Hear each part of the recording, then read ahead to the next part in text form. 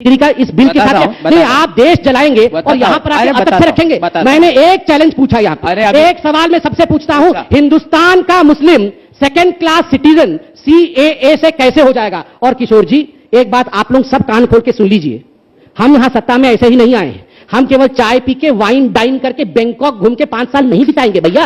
हम यहां सत्ता में इसलिए आए हैं कि जो विषय कभी सॉल्व नहीं हो पाते थे, जिनको कोई छूना नहीं चाहता था, बांग्लादेशी हटाओ केवल नारेबाजी करना है या सच में बांग्लादेशी घुसपैठियों को लेकर चिंता करना है, इनके लिए, इनके दिल में, सोनिया जी के दिल में, राहुल जी के दिल में केवल एक रोहिंग्या, मेरा रोहिंग्यान, मतलब रोहिंग्यान के लिए तो इतनी मोटी मोटी आंसू, 24 घंटे रोना धोना, और पूछ रहे हैं कि ये हिंदू प्रताड़ित हो रहा है, मोदी जी को कैसे पता हिंदू कैसे? हिंदुओं के प्रति आप वही व्यक्ति हैं। गौरव जी, मैं एक बात कह के अंत कर रहा हूं। गौरव जी ने एक डिबेट में कहा कि जो मोदी जी की सरकार है और ये जो मोदी जी जैसे लोग हैं वो त्रिपुंड लगाते हैं और टीका लगाते हैं डराने के लिए। आपने आज तक के सौरभ जी को कहा था, वो जो क्या हुआ था, सही दिखाओ पहले दिखाओ, लोग ट्वीट पहले दिखाओ फिर बात करो। डिजिटल झूठ बोल के मत जाओ, बीच में नहीं, पहले दिखाओ।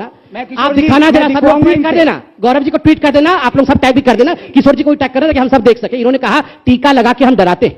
इतने वर्षों तक आपने सेक्युलरिज्म के नाम पे जिस प्रकार का खिलवाड़ इस देश पे किया है ना, मैं कहता हूं हिंदू भी हमारे, मुसलमान भी हमारे, सिख भी हमारे, मगर सेक्युलरिज्म के नाम पे मुसलमानों के लिए ताली और हिंदू के लिए गाली, केवल यही लिखा था सेक्युलरिज्म के डिक्शनरी में। और मैं बार बार कहता हूं, हिंदुस्तान के मुसलमानों को इस विषय से कोई डरने की विषय नहीं है, और जो लोग आपको बरगला रहे हैं उनके बरगलाहट में आना भी नहीं है। ये वही लोग हैं जो एक बार देश को विभाजित कर चुके हैं हिंदू मुसलमान के नाम पे, और दोबारा ये अपने बेटे को प्रधानमंत्री बनाने के लिए पुनः विभाजन करना पड़े तो फिर कर देंगे। उस समय नेहरू जी को बनाने के लिए नेहरू जी ने किया था, वन मैन्स एम्बिशन, एक व्यक्ति के महत्वाकांक्षा के लिए यह देश टूटा था, और फिर से यह परिवार अपने एक बेटे को प्रधानमंत्री बनाने के लिए अगर सड़कों पे खून भी बहाना पड़े ना, यह परिवार उससे पीछे नहीं हटेगा। यह गांधी परिवार की नीयत है। इसलिए सोच लो और समझ लो, आप 100 जन्म भी ले लो तो राहुल सावरकर नहीं बन सकते। अब मैं जवाब देता हूं।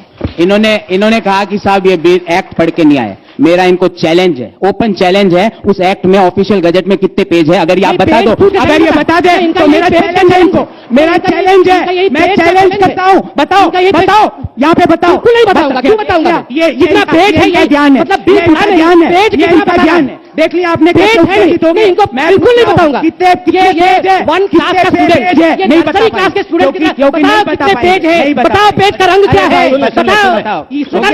हो गया ना आपको, देश ने देख लिया, देश ने देख रहा है आपके ज्ञान को भैया, देश ने देख लिया। मैंने अभी फिर पूछता हूं, उस सीए एक्ट में ऑफिशियल गजट में कितने पेज है? 4 पेज है। चलो नहीं है, मैं बोल रहा हूं नहीं है। आप देखिए सब लोग, नहीं है, ये इनका झूठ है, ये इनका चाल चरित्र है। नहीं, ये पेज के ऊपर डिबेट हो रहा है, ये पेज के ऊपर डिबेट हो रहा है, किशोर जी मेरा टाइम है, पेज के ऊपर डिबेट हो रहा है। चोरी पकड़ी गई, चोरी पकड़ी गई, ऊपर नीचे चोरी पकड़ी गई, कोई अच्छा मुद्दे पर आइए, नहीं बता पाए, मुद्दे पर आइए। डिबेट हो रहा है, कोई बात नहीं, अगली बार मैंने पूछा मुसलमानों का अधिकार कैसे चलता है, जवाब दिया। मैंने इनसे सवाल पूछा, नहीं पर मुद्दे पर आइए ना, मुद्दे पे आओ ना, मुद्दे की बात कर रहा हूँ। ये कह रहे मैं तो कुछ पढ़ के आया नहीं। मैंने इनसे पूछा भाई सीएए का ऑफिशियल गजट में कितना? अच्छा हो गई बात, नहीं बताऊंगा, मतलब मैं झूठ बोल रहे नर्सरी क्लास के डिबेट में यहाँ नहीं आया हूँ, मैं नर्सरी क्लास के डिबेट में नहीं आया हूँ। पूछा है कि जूता कैसे पहना है, चप्पल कैसे पहना है, कौन से रंग का, सुन लो, इसके डिबेट के लिए आया हूँ। अगला मुद्दा, चोरी पकड़ी गई आपकी, चोरी पकड़ी गई। अच्छा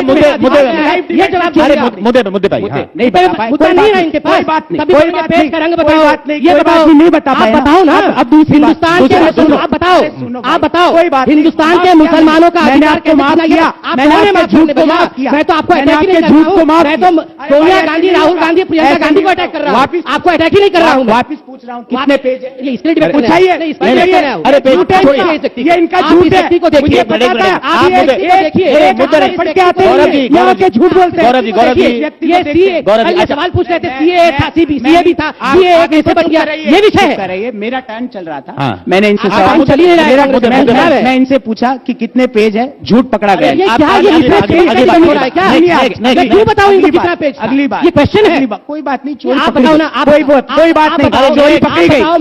ऐसे ये ट्रिलियन का पूछा था मैंने इनसे, ऐसे ही पूछा था ट्रिलियन का, ऐसे झूठ पकड़ा गया था इनका, कौन ऐसे ही पूछा था, ऐसे झूठ बोल के राज्यसभा में जिसने सीए का डिमांड किया था। मैं भी सवाल पूछता हूँ, मनमोहन सिंह ने सीएए के बारे में, मनमोहन सिंह ने सीएए के बारे में कौन से साल में कौन से भाषण दिया था, बताइए। इन्होंने बोला अगला इन्होंने बोला मैं पढ़ के नहीं आया, तो मैं अगला का नाम छोड़ दो किशोर जी, छोड़ दो। भैया मैं वो गांधी परिवार को छोड़ने वाला नहीं हूँ। एक परिवार जो देश को बांटना चाहता है, उस परिवार को मैं छोड़ने वाला नहीं हूँ। आपकी चोरी पकड़ी गई है यहाँ पे। भैया दूसरी बात ये बोलते हैं राहुल गांधी सोनिया, आप उनके क्या राहुल गांधी सोनिया गांधी क्यों नहीं करूँ? राहुल गांधी सोनिया चोरी पकड़ी जाए, फिर क्या चोरी पकड़ी गई? आप बताओ किसने पेज, क्यों बताओ? ये पेज का डिबेट हो रहा है या ये कांग्रेस पार्टी की हालत है? पेज पे ही एक्टिव करूँ मैं इनसे, इनकी चोरी पकड़ी जाती है तो ये कूदने लगे। पढ़ेंगे पहले आप कितना भी कूद लो, आपकी चोरी और झूठ पकड़ा गया। कौन सा चोरी, कौन सा झूठ? भैया आपने कहा दूसरी बात बोलिए तो सही। अरे ये बोल रहे हैं दूसरी बात बोली तभी तो बोलेंगे, गांधी के पहली बात ही खत्म नहीं हो रही है। क्यों चोरी पकड़ी गई? तो अरे भैया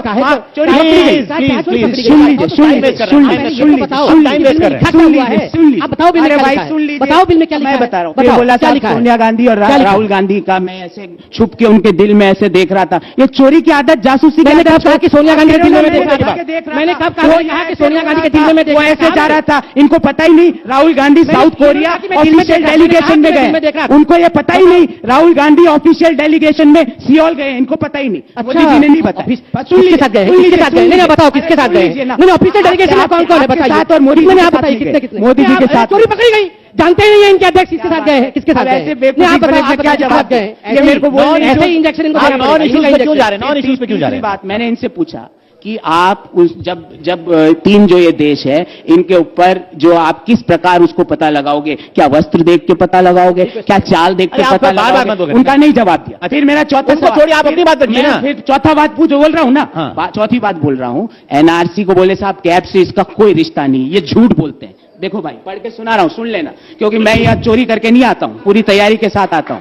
सुन लेना अच्छे। चोरी करके आप नहीं आए, डकैती डाल के बैठा ही हुआ है। ऐसे ना करो। अरे डकैती डाल के सारे बेल पे बाहर है परिवार के, चोरी आप क्यों करेंगे? वो ऑलरेडी डाका डाल रहे हैं। माँ बेल पे बाहर, बेटा बेल पे बाहर, दामाद बेल पे बाहर, और कौन बचा है बताओ? चोरी की बात करते हैं। मैंने इनसे पूछा था घर में डाकू बैठा हो, चोर की बात नहीं करनी चाहिए। अच्छा बेल की बात।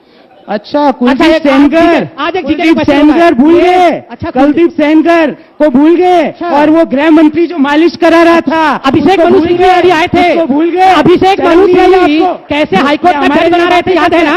अरे हम अभिषेक मनु सिंह भी कैसे कहाँ जा रहे हैं? याद है? अभिषेक मनु सिंह भी एक लेडी जज बना रहे थे, याद है? मेरी बात सुनिए, मेरी बात सुनिए। अब नहीं सुन रहा मैं। मालिश करने को देखते हैं अभिषेक मनु सिंह देखा था कि नहीं? कितने मुझे माफ कीजिए, मुझे माफ कीजिए। पेज बताओ। मालिश घूमते रहते हो। अच्छा करने के बाद गौरव जी, संबित जी मेरी बात सुनिए। अब मेरी बात सुनिए। बात ही क्या कर रहे हैं? अच्छा मेरी बात सुन लीजिए।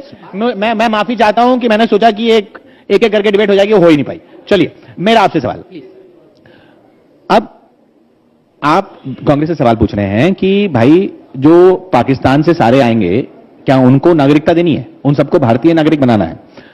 हम सिर्फ प्रताड़ित जो हैं, धर्म के आधार पर जो प्रताड़ित हैं, उन्हीं को नागरिकता देंगे। तो फिर हमने अदनान सामी को क्यों दे दी?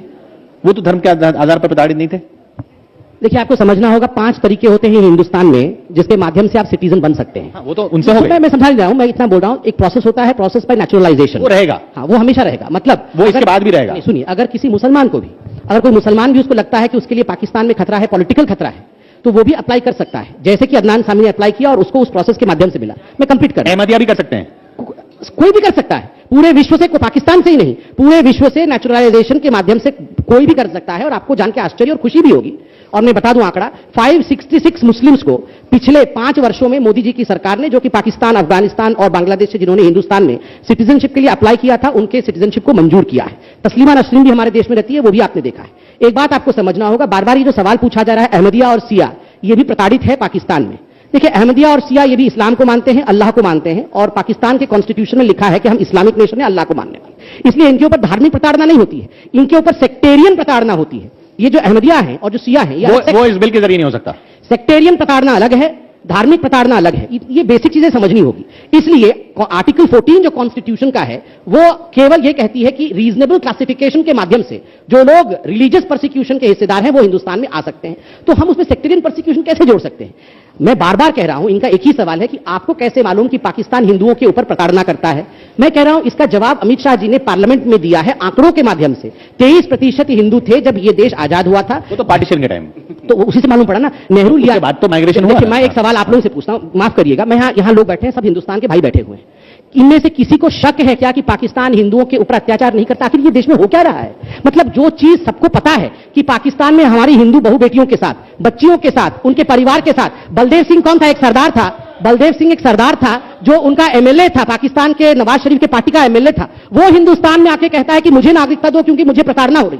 आप हर दिन देखते हैं, इसमें कुछ शक है? फिर भी अगर सोनिया जी कह रही हैं कि हिंदुओं के ऊपर कोई आक्रमण नहीं पाकिस्तान में हो रहा है, बल्कि पाकिस्तान में मुसलमान वहां बहुत खौफ में रह रहे हैं, और सोनिया जी कहती है कि मुसलमानों को हिंदुस्तान में रखना चाहिए और हिंदुओं को नहीं आने देना चाहिए, तो मैं कहूंगा कि जहां तक सोनिया जी का सवाल है और कांग्रेस पार्टी का सवाल है, ये शुरू से ही तुष्टीकरण की राजनीति में विश्वास करते हैं। ये देखिए, ये पाकिस्तान नो डाउट। अच्छा सुनिए, मेरा एक सवाल, इसमें तुष्टीकरण कैसे हो गया? वो तो नागरिक ही नहीं है, उसमें तुष्टीकरण, उनके वोट ही नहीं है, उनका तुष्टीकरण कैसे हो गया?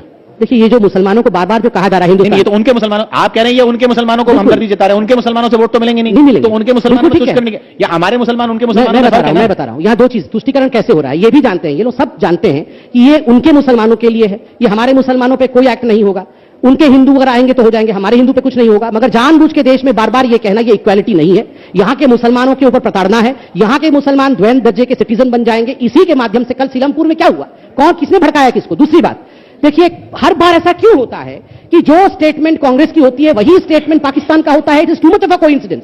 कुछ ना कुछ तो गड़बड़ है। इमरान खान कहता है, देखिए इमरान खान कहता है कि सीएए नहीं होना चाहिए, इससे सेक्युलरिज्म खत्म हो जाएगा, ये भी वही कहते हैं, सर्जिकल स्ट्राइक में भी वही कहते हैं, एयर स्ट्राइक में भी वही कहते हैं, आर्टिकल 370 में भी वही कहते हैं। पाकिस्तान और कांग्रेस में फर्क क्या है? आज मैं आपसे ये पूछता हूं, क्या फर्क है दोनों देशों में, मतलब पाकिस्तान में और कांग्रेस के जो लोग यहाँ पे, क्या फर्क है? सुनिए, मेरे सवाल का एक का भी जवाब नहीं दिया। सवाल तो है नहीं, बीच में मना बोलिए। धार्मिक उत्पीड़न की जो बात कर रहे हैं, धार्मिक उत्पीड़न इनको पता नहीं है, वो श्रीलंका में तमिलों पे भी हो रहा है, भूटान में क्रिश्चियंस पे भी हो रहा है, वो उसमें क्यों नहीं इंक्लूड किया? पहली बात। दूसरी बात, मैं इनसे शुरू से पूछ रहा हूं कि रिलीजियन लाइन पे संविधान के विरोध में आपने ये एक्ट क्यों बनाया? क्यों बनाया उसका कारण समझना पड़ेगा, क्योंकि एनआरसी में ये मुक्की खा के आए हैं। एनआरसी और कैब में मेरी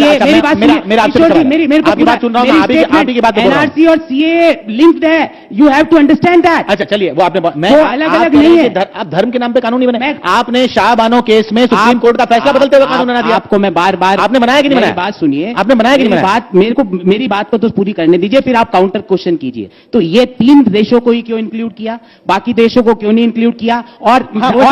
और उत्पीड़न, किशोर जी, धार्मिक नहीं, राजनीतिक हो सकता है, वित्तीय हो सकता है, सामाजिक हो सकता है, पारिवारिक हो सकता है, और आप वो चीजें क्यों धर्म के नाम पे कानून बनाया? मेरा सवाल है कि आपने भी तो बनाया। जवाब दूंगा, उसका भी जवाब दूंगा। और चौथी बात, मैं इनसे शुरू से पूछ रहा हूं कि भाई एनआरसी और ये कैब जो सीए, ये लिंक्ड है, यू हैव टू अंडरस्टैंड। क्योंकि एनआरसी में, हाँ बोल दिया, बोलने दीजिए। अरे वो तो बोल दिया एनआरसी में 19 लाख लोग हैं, वो 19 लाख लोगों को घुसपैठिया बनाया, वो डिटेंशन कैंप में असम में रह रहे हैं। आप मेरे साथ चलिए, कभी आपको समय हो, हम दोनों चलते हैं, उनको देखिए, बाप डिटेंशन कैंप में, बेटी बाहर, पति बाहर, ये क्या मजाक कर रखा है? और ये क्यों हो रहा है किशोर जी? उसका एकमात्र लक्ष्य है, एकमात्र लक्ष्य, क्योंकि आप सब चीजों में, महिलाओं की सुरक्षा हो, आर्थिक हालात हो, देश के सामाजिक हालात हो, आपने फेल हो गए। पॉइंट आपने रख दिया, रिपीट कर रहे हैं। 10 सेकंड। आपको ऐसा क्यों लगता है, इनको ऐसा क्यों लगता है कि देश के 40 यूनिवर्सिटी में घुसपैठिए देशद्रोही रहते हैं? आईआईटी आईआईएम के छात्र देशद्रोही हैं, अमेरिका में पढ़ने वाले लोग देशद्रोही। गौरव जी, दोनों अलग मुद्दे हैं। आप लोगों को बांटना चाहते हो, आपके मन में गलत ख्याल है, चोरी का ख्याल है, जिस तरह आप झूठ, 10 सेकंड तो बहुत देर हो गई, वैसे आप रोज झूठ बोलते। देखिए, पहली बात तो है, जहां तक इन्होंने कहा एनआरसी करके हमने आसाम में किस प्रकार से हिंदू मुस्लिम में डिवाइड किया। मैं एक बात आपको बता दूं, एनआरसी असम जो हुआ था वो असम अकॉर्ड के अंतर्गत हुआ था, जो 1985 में राजीव गांधी जी ने हस्ताक्षर किया था, कहा था हम एनआरसी लाएंगे। 35 वर्षों तक कांग्रेस पार्टी उस पर कुछ भी नहीं की। नरेंद्र मोदी जी आए, सुप्रीम कोर्ट के तत्वावधान में, ये नरेंद्र मोदी जी ने एनआरसी नहीं किया, सुप्रीम कोर्ट के तत्वावधान में हजेला साहब को सीईओ बनाया गया और उसके तत्वावधान में ये एनआरसी हुआ, ये फैक्ट है।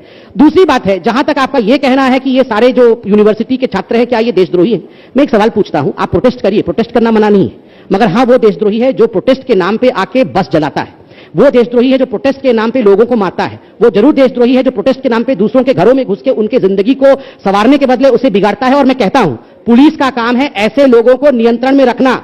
आप हमेशा आतंकवादियों के साथ, आप हमेशा ऐसे लोगों के साथ क्यों खड़े होते हैं जो उपद्रवी होते हैं जेएनयू के अंदर? भारत तेरे टुकड़े, आप पीडीपी के साथ मैं आपको सुन रहा जो महबूबा मुफ्ती के साथ सरकार में थे वैसे उसकी बात कर रहे हो। मोदी जी के सामने महबूबा बोल रही थी कि हम पाकिस्तान का शुक्रिया अदा करते हैं, वैसी बात कर रहे हो, वैसी बात कर रहे हो। अरे क्या सुने, झूठ को कब तक सुने आप? कब तक झूठ बोल के लोगों को बांटोगे? सुनो, फिर कान में रुई दो, हो कान में रुई नहीं है, कान में नहीं सुनना है, लोगों को बांटने आ जाओ यहाँ पे। हम आज भी बात को बार बार फिर शुरू हो गए।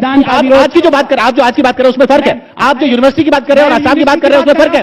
आप जो यूनिवर्सिटी, अच्छा मेरी बात सुनिए, मेरी बात सुनिए, यूनिवर्सिटी यहाँ पर जो दिल्ली और बाकी जगह हो रहा है, वो लोग कह रहे हैं कि मुसलमान इसमें बाहर क्यों हैं, ये सवाल है। और सुनिए और आसाम यूनिवर्सिटी में हिंदू छात्र, आसाम के अंदर हिंदू लोग भी प्रोटेस्ट कर रहे हैं। ये हिंदू आसाम में प्रोटेस्ट चला गया, आसाम में सीएए में हिंदू और एक पक्ष ये है, इनको कह रहे हैं कि क्यों मेरी बात सुनिए, मैं आ जाऊं, मेरी बात सुनिए, मेरी बात सुनिए, क्या है ये, क्या है आपके लिए लिखा हुआ क्या है ये? अरे प्लीज शांति बोलिए। देखिए, मुझे बड़ा तक अभी ये कह रहे थे कि ये जो विषय है ये हिंदू मुसलमान का नहीं है। अभी इससे पहले जब शुरू हुआ तो ये कह रहे थे ये हिंदू मुसलमान का विषय है। अभी तो फिर शुरू हो गए, अभी ये कह रहे थे ना कि ये हिंदू मुसलमान नहीं है, हिंदू